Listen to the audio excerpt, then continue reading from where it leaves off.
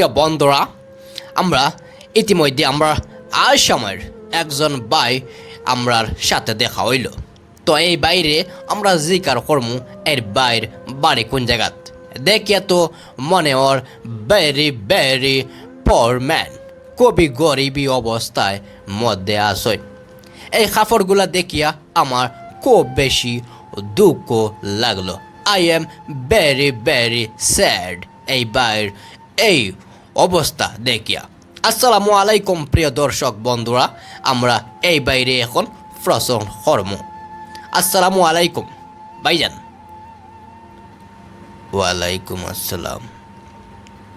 আচ্ছা ভাইজান, আপনি বেঙ্গলোর কত বছর থাকিয়া কাজ করা? হয়ে গেছে 4 বছর হয়ে গেছে আমার। আচ্ছা, 4 বছর থাকি আপনি কাজ করা বেঙ্গলোরে। আচ্ছা, এই বেঙ্গলোরে আসার পরে আপনি বাড়িত কয়বার গেছেন 4 বছরের মধ্যে? 4 বছরের মাঝে 1 মাস গিয়ে বাড়িতে রয়েছিলাম। আচ্ছা ঠিক আছে। আপনি এই যে কাজ করায় আপনার শরীরের অবস্থা পুরা একদম শোচনীয়, কিন্তু আপনার মনে মনে কোনো খারাপ লাগে না? ভাই খারাপ তো লাগে, গরিব মানুষ কাম করিয়া খাইতে লাগবো, ফেট আছে যদিতে তো কাম করা লাগবো ভাই, ওটা লাগবে করিয়ার। আচ্ছা, এই যে আপনার শরীরের অবস্থা অনেক শোচনীয়, কোনো সময় আপনি মেহসুস করেননি এই জিনিসটা যে আপনি গরিবী অবস্থায় থাকার কারণে আপনারে কেউ না কেউ অবহেলা করে অথবা ইগনোর করে? করেন ভাই, অনেক মানুষে ইগনোর করেন। কোনো সময় কাম করিয়া শরীরের কাপড় চোপড় সারা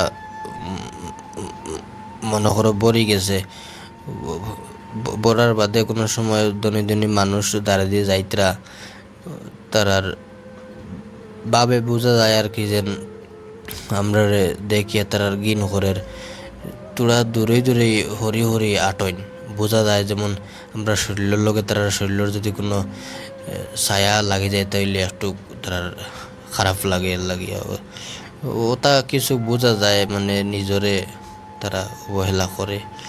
এটা কর্ম কি থাকে ভাই, আমরা ওলাও মাটির মানুষ আর আমরা কাম করিয়াও খাইতে লাগবো।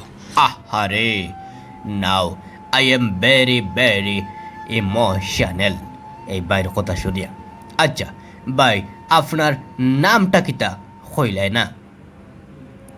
আমার নাম শাহরুল আজাদ। এমনি আমার সবে আজাদ ভাই কইয়া চিনই না আর কি, সবে আজাদ ভাই কইয়া ডাকই না আমারে। আচ্ছা আচ্ছা আজাদ ভাই, তুমি ভালো থাকো, সুস্থ থাকো।